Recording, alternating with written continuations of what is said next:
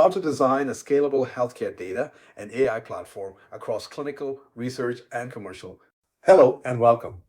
In this video, we are digging into how to design a scalable healthcare data and AI platform across clinical, research, and commercial. This is not a narrow technology topic. It is really a leadership question about how healthcare organizations decide, modernize, govern, and execute when the stakes are high and the margin for architectural drift is low. If you are a CEO, board member, CIO, CTO, chief digital officer, clinical executive, or transformation leader, this subject matters because it sits right at the point where strategy turns into real operating capability. Too many organizations talk about modernization in abstract terms, but this topic forces a more practical conversation. It asks what should actually change, what should stop, what leaders should expect from their teams, and how they can tell whether the enterprise is building something durable or just funding a more expensive version of the status quo. By the end of the script, I want to make the issue clearer, more concrete, and more actionable.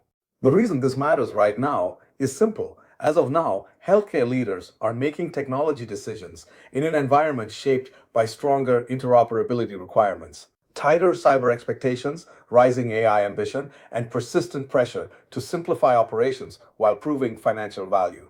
That means the old pattern of treating architecture, governance, vendor selection, and workflow adoption as separate conversations no longer holds up. A decision in one area now reshapes the economics and risk profile of the others. In the healthcare sector, that interdependence is even sharper because every technology move touches regulation, privacy, clinical operations, revenue cycle realities, and workforce strain. So when we talk about how to design a scalable healthcare data and AI platform across clinical, research, and commercial, we are really talking about the organization's ability to move with discipline. The winners over the next several years are not likely to be the ones that buy the most tools or announce the biggest AI initiative. They will be the ones that connect strategy, platform design, governance, and operational adoption in a way that compounds value instead of compounding friction. At the center of this topic is a very practical idea. A scalable healthcare data and AI platform has to support very different operating rhythms. Clinical environments demand reliability, privacy, and workflow sensitivity. Research environments need flexibility and exploration. Commercial teams need speed, segmentation, and measurable ROI. The challenge is to support all three without creating three separate architectures. That sentence may sound straightforward, but it carries major implications. It means leaders can no longer afford to think of technology as a collection of projects owned by different departments with different budgets and different definitions of success. In modern healthcare, the real unit of value is the system, not the tool. A single workflow may depend on clinical data, identity controls, cloud infrastructure, policy decisions, analytics logic, vendor integrations, and human review patterns. If those pieces do not work together, the organization gets motion without real progress. That is why this topic deserves a full strategic treatment. The surface question may appear to be about design, scalable, healthcare, platform, but underneath it is a deeper question about enterprise design and the conditions required for scale. To understand why this issue keeps resurfacing, we have to look at the industry backdrop. Healthcare has spent years layering new capabilities on top of old environments. EHR ecosystems expanded, data estates multiplied. Digital front doors appeared, cloud migrations accelerated, and now AI is arriving across the stack. But most organizations did not get the luxury of starting from a clean slate. They inherited line of business solutions, local optimization specialist teams, and the patchwork of governance habits built for an earlier era. That history matters because it explains why even intelligent organizations can struggle to make coherent progress. They are not simply choosing among modern options, they are trying to modernize while carrying old constraints, old incentives, and old ownership boundaries. The topic we are discussing is best understood as a response to that accumulated complexity. Now let's talk about what leaders often miss, because that is usually where the most expensive mistakes begin. The mistake is forcing uniformity where contextual differences matter, or permitting total divergence where shared control should exist. Either extreme leads to frustration. Researchers feel trapped, operators feel exposed, and commercial teams move around the platform rather than through it. The trap is not a lack of intelligence, it is a mismatch between how organizations frame the problem and how the work actually behaves once it reaches production. Many healthcare strategies still assume they can solve for speed in one lane, risk in another lane, and adoption in a third lane. In reality, those lanes are fused. A technically elegant idea can still fail if ownership is unclear. A well-governed initiative can still fail if the workflow never changes. A financially justified platform can still fail if every team treats it as optional. Once you see that pattern clearly, it becomes easier to understand why so many programs look promising at kickoff and frustrating a year later. The next question is why old approaches keep surviving even when people know better. Part of the answer is that fragmented decision making produces local wins quickly. A department can buy a point solution, a team can stand up a bespoke data feed, or an innovation group can launch a pilot faster than the enterprise can build shared capability. Those local wins create the appearance of momentum. The bill arrives later, usually in the form of overlapping contracts, duplicated integrations, inconsistent metrics, more manual reconciliation, slower approvals, and a growing sense that no one can quite see the whole picture. In other words, the organization begins to operate as a collection of exceptions. That is why leaders need to examine this topic through a systems lens.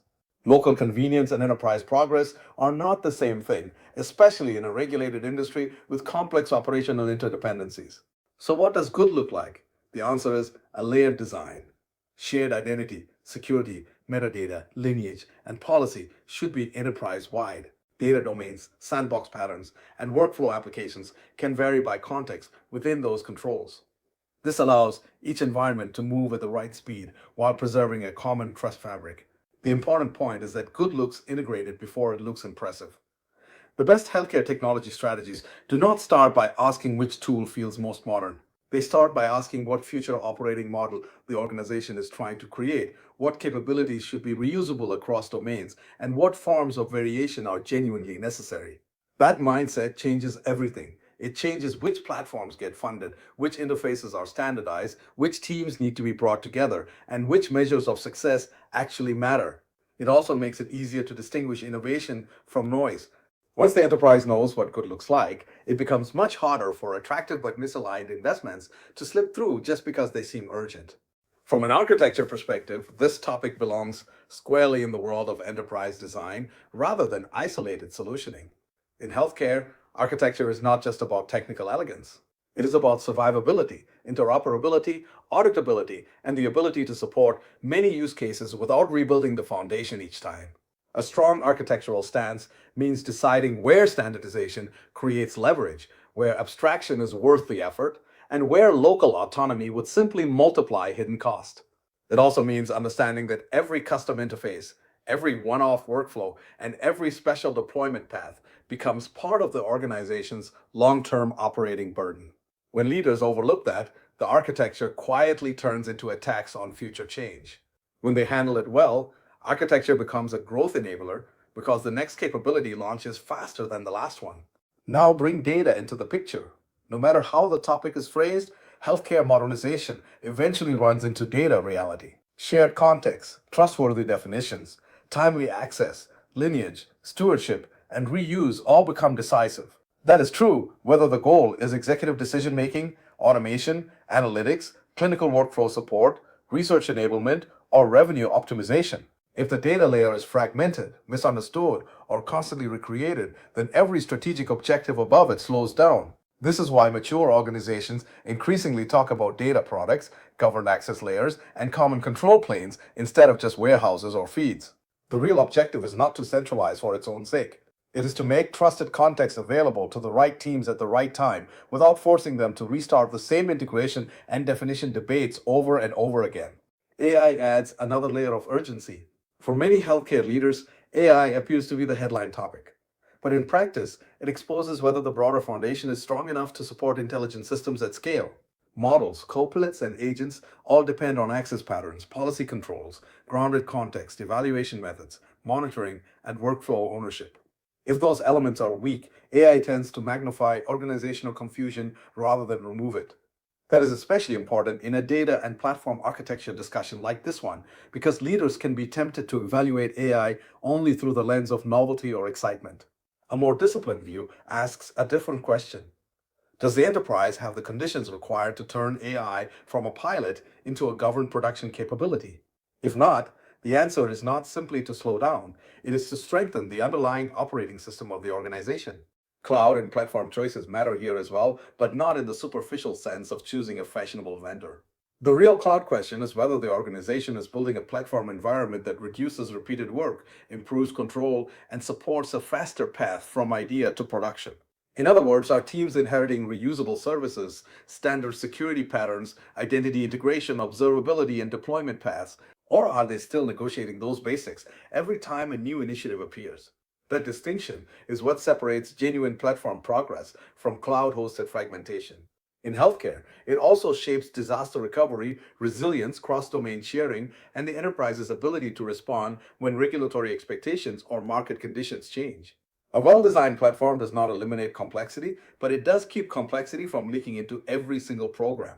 At this point, we have to talk about operating model because this is where many strategies either become real or quietly fall apart. An operating model defines how decisions get made, how work is prioritized, who owns what gets standardized, how exceptions are handled, and how progress is measured. Without that layer, even strong architecture can remain theoretical. In healthcare, operating model design has to account for clinical input, business ownership, technical delivery, security review, compliance obligations, and the practical reality that change fatigue is real. The organizations that make this work do not rely on heroic coordination forever. They create repeatable patterns for intake, design, governance, release, and measurement. That is why topics like this one should never be treated as purely technical. The operating model is what decides whether the strategy can survive contact with normal organizational life. Governance and risk management deserve their own spotlight. Current healthcare guidance makes it clear that leaders are expected to be more deliberate about cybersecurity, transparency, interoperability, and the use of AI in real production environments. ONC's HTI1 final rule raised the bar on algorithm transparency in certified health IT. CMS has continued to push API-based interoperability and prior authorization modernization. HHS has proposed stronger HIPAA security rule requirements in response to the sector's cyber threat environment. NIST continues to provide a practical AI risk management frame, and FDA guidance remains highly relevant where software crosses into regulated medical device territory. The lesson is not that every organization must move at the same pace. The lesson is that governance is becoming more operational, more continuous, and more entangled with architecture choices. Good governance now needs to accelerate responsible delivery, not just review it. Now, let's bring the economics into focus. Now, the financial case around how to design a scalable healthcare data and AI platform across clinical, research, and commercial is rarely just about direct savings. It is about reducing duplicated effort, lowering the cost of future change, improving speed to value, protecting resilience, and making talent more productive. Some benefits show up as hard dollar reductions, such as contract rationalization, infrastructure simplification, or lower manual rework. Others appear as avoided costs, faster launch cycles, better capacity use, improved denials performance, stronger cyber posture, or the ability to scale a successful use case across multiple service lines instead of rebuilding it each time. Executives sometimes miss this because they evaluate technology programs with a narrow project lens, but platform and operating model decisions produce portfolio level consequences. They alter the economic shape of the enterprise. That is exactly why boards should care about them. Of course, none of this matters if people cannot use the result naturally. Workflow and adoption are where technology strategy becomes visible to clinicians, operators, analysts, researchers, and administrators. If the solution adds clicks, hides context, creates duplicate review steps, or asks teams to leave their normal process to chase value somewhere else, adoption will stall. That is not a user problem. It is a design problem. In a strong environment, the architecture and the workflow inform one another. Data appears where decisions happen. AI recommendations are grounded and reviewable. Escalation paths are clear. Accountability is visible. And training reinforces a workflow that already makes sense instead of compensating for one that does not. When leaders understand this, they stop treating adoption as a communications exercise and start treating it as proof that the underlying design is sound. Another hard but necessary conversation involves build, buy, and partner choices. No healthcare organization can or should build everything. At the same time, buying quickly without a platform view can mortgage flexibility for years. The right approach is usually to buy common capabilities where the market is mature and interoperability is strong. Build the parts of the workflow or orchestration layer that truly create strategic distinction. And partner where outside expertise meaningfully accelerates value without trapping the enterprise in dependence. That framework is especially important for a topic like this because leaders often confuse speed of acquisition with speed of outcomes. They are not the same. A product can be purchased in a quarter and still delay value for years if integration, governance, or workflow fit are weak. Strategic discipline means asking what future change will cost before approving today's solution. If I were translating this into a practical 12-month roadmap, I would start with three moves. First, build a brutally honest baseline of the current environment, including ownership gaps, duplicated platforms, major workflow pain points, security dependencies, and where important data is still being reconstructed too many times. Second, define a smaller number of shared platform priorities that can serve multiple business outcomes rather than funding isolated modernization in parallel. Third, pick early implementation targets that matter enough to prove value, but contained enough to govern well. Those targets should have named business owners, measurable workflow outcomes, clear technical patterns, and an explicit plan for reuse. The goal over 12 months is not to finish transformation. It is to establish architectural direction, credibility, and repeatability so the next wave of work gets easier rather than harder. Leaders also need a scorecard. They should ask whether delivery is getting faster, whether new use cases are inheriting shared controls by default, whether adoption is occurring inside real workflows, whether duplication is falling, and whether the organization can explain who owns the most important capabilities. They should ask whether security posture is strengthening as scale grows, whether data trust is improving, and whether AI use cases are moving from isolated pilots into governed production patterns. They should also look for early warning signals. Rising exception counts, one-off integrations, unclear data definitions, slow approvals, and persistent manual reconciliation usually indicate that the strategy is still fragmented. Metrics should not just prove activity. They should reveal whether the enterprise is becoming more coherent, more governable, and more capable of turning technology investment into repeatable organizational advantage.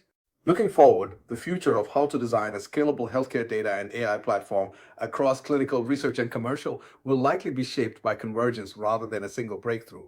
Interoperability pressure will continue. AI governance will mature. Cyber expectations will tighten. Platform engineering will become more important. And health systems will be judged less by how many tools they have and more by how effectively they combine data, cloud, workflow, and operating model discipline into practical capability. That future favors organizations that simplify aggressively, make decisions once where possible, and invest in reusable infrastructure for trust, policy, and delivery. It does not favor enterprises that treat each new technology wave as permission to add another layer of disconnected software. The strategic question is not whether change is coming. It is whether leaders are building an environment in which change can be absorbed, governed, and turned into performance. So let's close by returning to the executive level. Leaders should ask whether the platform balances freedom and control intentionally. If each domain has reinvented storage, governance, and tool chains, scale will stall. If each domain is forced into the same path, adoption will stall. And if you keep only a few points from this conversation, keep these. Shared controls should be standardized, while domain workflows should remain adaptable. Scale comes from layered architecture, not one-size-fits-all tooling. Clinical, research, and commercial needs can coexist on one platform with the right boundaries. How to design a scalable healthcare data and AI platform across clinical, research, and commercial is ultimately a test of whether the organization is willing to match technological ambition with architectural discipline and operating clarity. That is where durable advantage comes from in healthcare. Not from noise, not from novelty, and not from isolated wins that never compound. It comes from designing the enterprise so that good decisions reinforce one another over time. Thank you for watching.